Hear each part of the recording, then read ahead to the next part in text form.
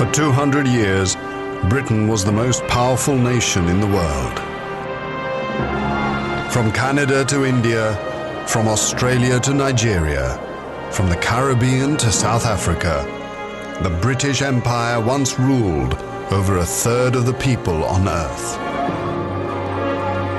Newly discovered film, all in original color, reveals how the British viewed their imperial possessions.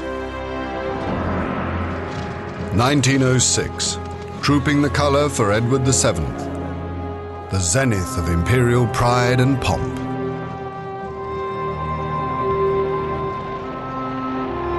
1919, a parade in Paris to celebrate the end of the First World War. Victory brought new riches, but exposed a vulnerable empire.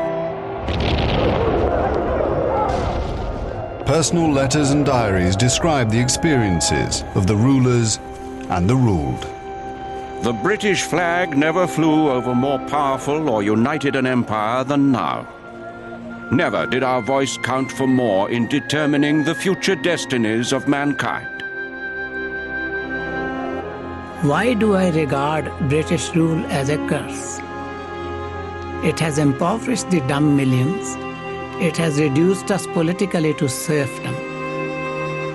It has sapped the foundations of our culture. Britain's imperial history is a story of contradiction, discovery and progress, prejudice and oppression.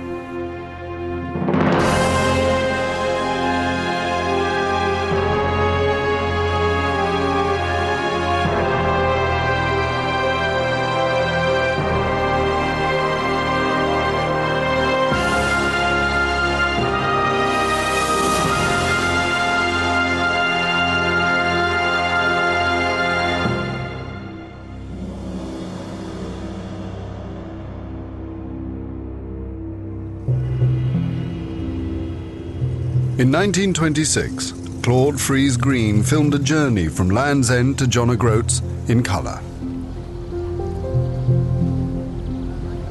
The harbour town of St Ives. The busy streets of Cardiff. London's Petticoat Lane. This remarkable film captures the essence of Britain and her people.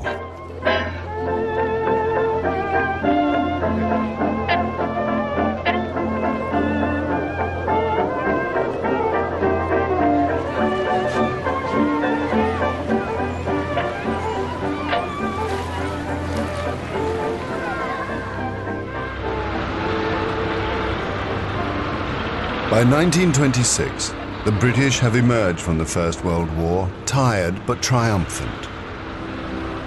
Their new possessions span 1 million square miles.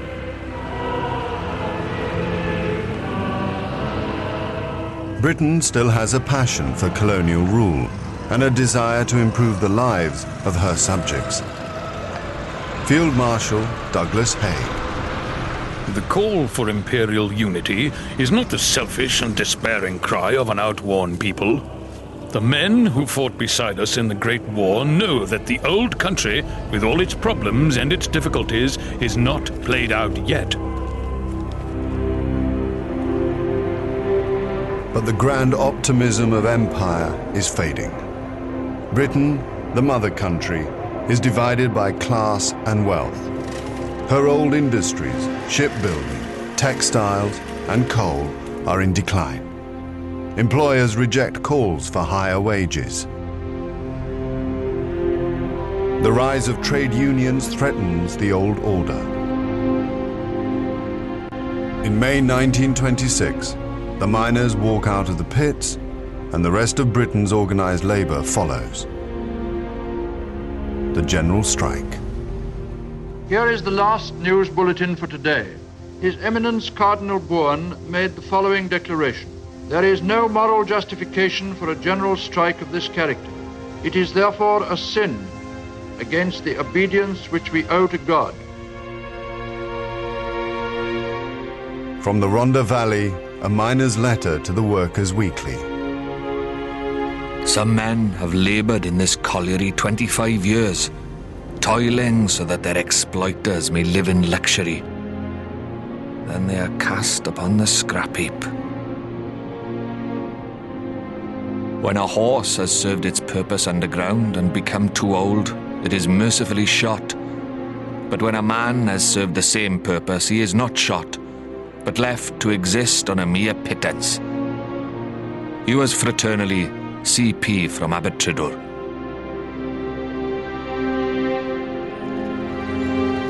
After only 9 days, the general strike is broken.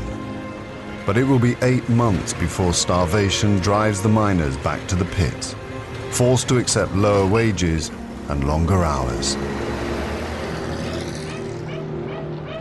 Britain's ruling class has crushed the general strike with ease. For decades, it has exercised power across the world, and nowhere more than in India.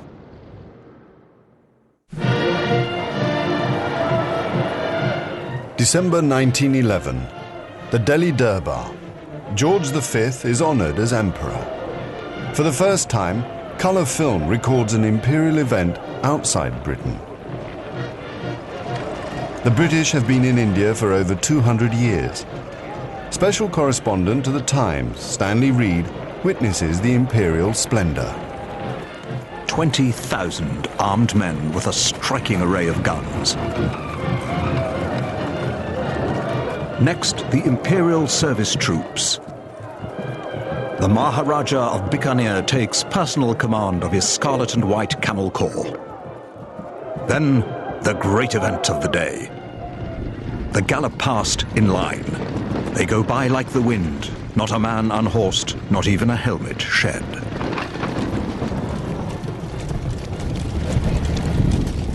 Grace Molyneux watches her husband, Major Edward Molyneux, ride past with the 21st Lancers.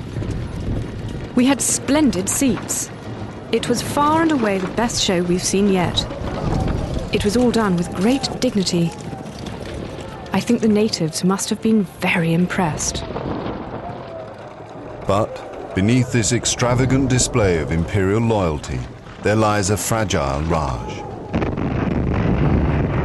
British rule in India has been challenged by a decade of nationalist protest and terrorist violence. Viceroy Lord Hardinge remains resolute. I need hardly say that the government of India has never for a moment thought that the evolution of this country could be colonial self-government. The idea is ridiculous and absurd. 1 year later, a Bengali revolutionary tries to assassinate Lord Hardinge. He survives, but it is another warning that British power in India is fading.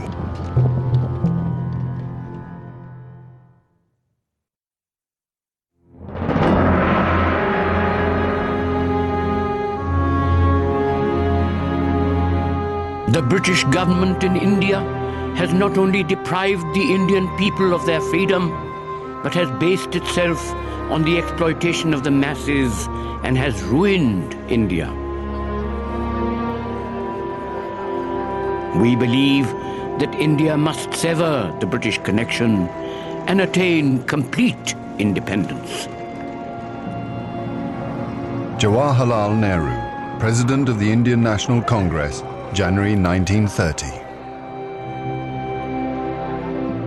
Indian nationalism has grown in strength and ambition. In a series of reforms, Britain makes concessions towards Indian self-government. But imperial zealots are horrified at the prospect of relinquishing the Raj. Viscount Rothermere. British rule in India is irreplaceable. It has been bought by British lives and built up by British capital. If we had not gone to India, she would still be in a state of semi-barbaric anarchy. Our duty there is not to argue with base agitators, but to govern.